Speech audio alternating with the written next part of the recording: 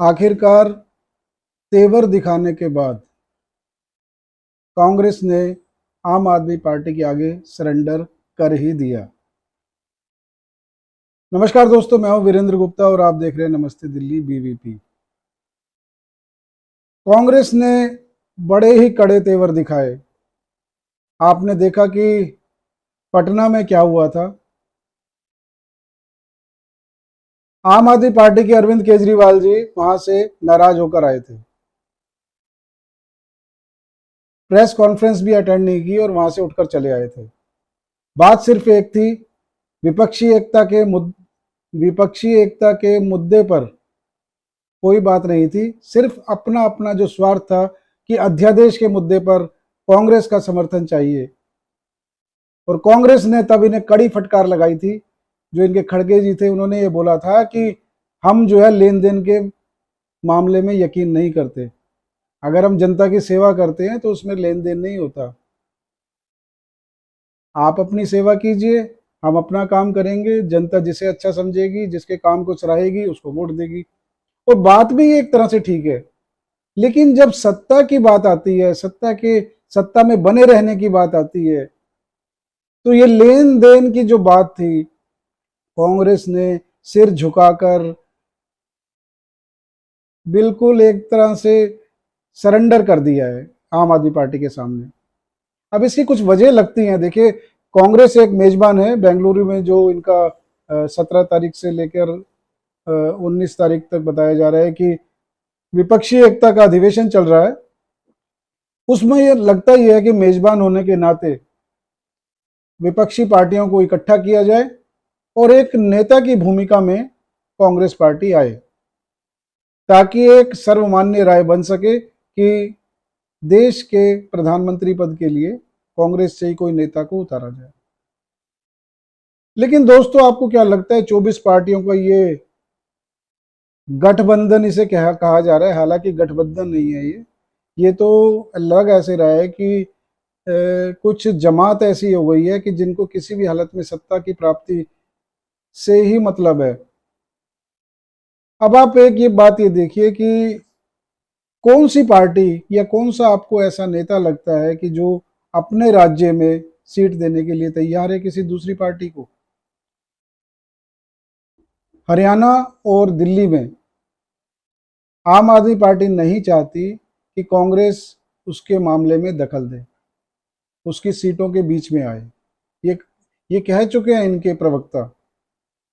इसके बदले में राजस्थान और मध्य प्रदेश में कांग्रेस को कहा जा रहा है कि हम आपके वोट नहीं काटेंगे। हालांकि इन शब्दों का प्रयोग नहीं किया कि हम आपके वोट नहीं काटेंगे, लेकिन मंतव्य तो यही है। अब कांग्रेस को जब ये कर्नाटक में जीत मिली थी तो उनका उत्साह बढ़ा था। उन्हें ये लगा था कि जो अपनी खोई हुई जमीन है वो वापस पा रहे हैं। लेकिन ब्लैकमेलिंग इस तरह की, ये कुछ अचरज पैदा करता है। देखिए, चेयरपर्सन के रूप में सोनिया गांधी जी पहली बार 2019 के बाद, अब जो ये बेंगलोर अधिवेशन बुलाया गया है, पहली बार नजर आएंगी।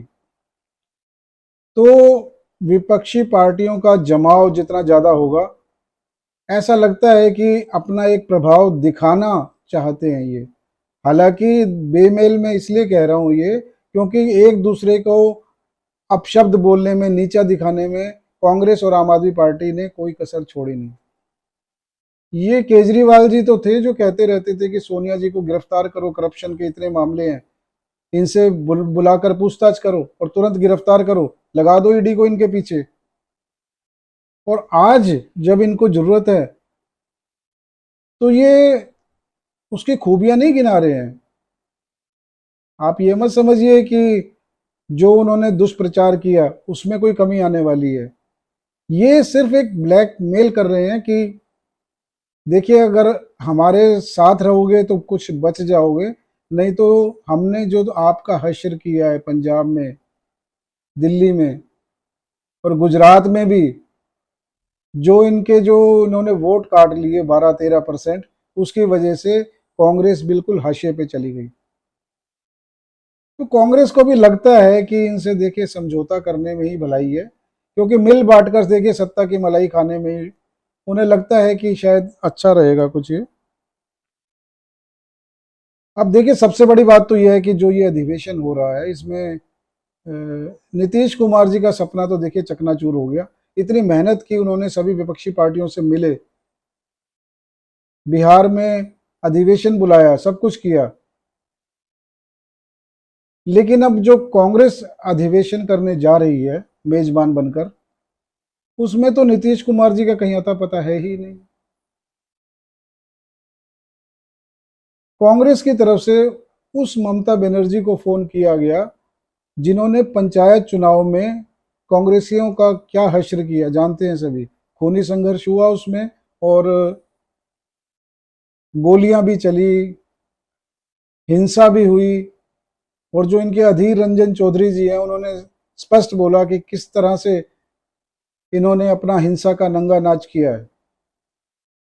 लेकिन लगता है कि सत्ता की देखिए हवस कुछ ऐसी है कि इसमें विचारधारा, आदर्श, ये सब पीछे रह जाते हैं। सिर्फ एक सत्ता को लेना किसी भी तरह से मेन मकसद यही रह जाता है। और अगर आपको ये लगता है कि इनका कोई गठजोड़ बनने वाला है तो ऐसा कुछ नहीं है। ये काठ की एक ऐसी हांडी है जो बुरी तरह से जलने वाली है, क्योंकि केजरीवाल जी का मकसद सिर्फ अध्यादेश पे समर्थन लेना है बस। ऐसा कोई इनका कोई घोषणा पत्र नहीं है, ना कोई वायदे हैं, ना कोई सीटों का बंटवारा है, ना कुछ है। और दोस्तों आप देखना कि अध्यादेश जब ये निमट जाएगा सदन में, उसके बाद कैसे ये एक दूसरे का सर फोड़ने वाले हैं। क्योंकि जब विचारधारा मेल नहीं खाती, स्वार्थों का टकराव होता है, तो यही काम होते हैं। क्योंकि ये लग ऐसे रहा है कि एक ठगों का गिरोह है जो देश के लोकतंत्र को लूट तंत्र बनाने पर आमादा है। मतलब सरकारी खजाने को किस तरह से लूटा जाए अपने हित के लिए, किस तरह से उसे बर्बाद किया जाए, ये बातें कोई मैं अपने मन से नहीं बता रहा हूं। आप ये देख रहे हैं कि दिल्ली में जो बाढ़ आई, इसमें एक सरकार होने के नाते आम आदमी पार्टी के कितने गैर जिम्मेदारान बयान आए, ये आपकी सोच से भी परे हो सकते हैं। इनके प्रवक्ता पहले क्या कह रहे थे कि ये जानबूझकर दिल्ली को डुबोया गया। उसके बाद इनके सौरभ भारद्वाज जी क्या बोलते हैं कि सुप्रीम कोर्ट को जानबूझकर डुबोया गया क्योंकि सुप्रीम कोर्ट इनके खिलाफ है। ये कौन से बयान है बताइए? इतनी तरह के कि ये भ्रम फैलाने वाले झूठे बयान, इन पे तो तुरंत कार्रवाई होनी चाहिए। पता नहीं केंद्र सरकार इन पे क्यों नहीं संज्ञान ले रही है। और ताजेवाला से जो पानी छोड़ा गया उसमें उनके गेट बंद करने की गुहार लगा रहे हैं। ये कौन सा गणित लगा रहे हैं? ये किसी भी सामान्य नागरिक की समझ से परे है। और दूसरी तरफ देखिए अरविंद केजरीवाल जी इस समय मौन है, उनके प्रवक्ता बढ़ चढ़कर बयान दे रहे हैं, जो भी उनके मन में आता है बोल रहे हैं। जनता इन्हें धकिया रही है, नारे लगा रही है इनके खिलाफ, लेकिन ये मुस्कुराते हुए अपने पोस्ट दे रहे हैं। सौरभ भारद्वाज जी का आपने देखा होगा कि राहत शिविर में गए और किस तरह से लोगों ने उनको खदेड़ा है वहां से, लेकिन ये छाता तानकर मुस्कुराते हुए दिखाई देंगे आपको। तो ये राजनीति बदलने आए थे या पूरा का पूरा ये लोकतंत्र को ही लूट तंत्र बनाने आए थे? ये तो देखिए एक बड़ा सवाल है। अब केजरीवाल जी को लग रहा है कि अब उनकी गिरफ्तारी लगभग निश्चित है, क्योंकि सुनने में आ रहा है कि मनीष सिसोदिया जी सरकारी गवाह बनने के लिए तैयार है। क्योंकि इन खबरों की अभी पुष्टि हुई नहीं है, तो ईडी के सामने क्या वो सरकारी गवाह बनेंगे, ये कुछ सूत्र बता रहे हैं कि इसके लिए वो तैयार हो गए हैं।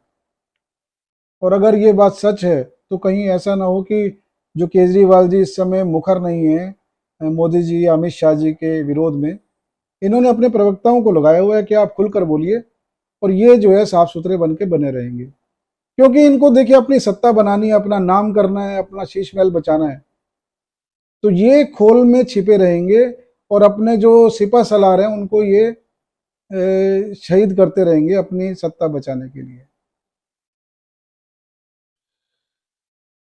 तो दोस्तों, आपको क्या लगता है कि इस तरह का ये बेमेल गठबंधन, स्वार्थों का जहां इतना टकराव हो, क्या विपक्षी पार्टियां मोदी सरकार के खिलाफ, बीजेपी के खिलाफ गठजोड़ बना पाएंगी?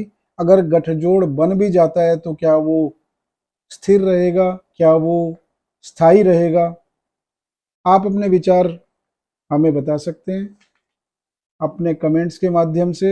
चैनल को अगर सब्सक्राइब नहीं किया है तो प्लीज़ कर लीजिए। फिर मिलेंगे नई कहानी के साथ, तब तक के लिए नमस्कार।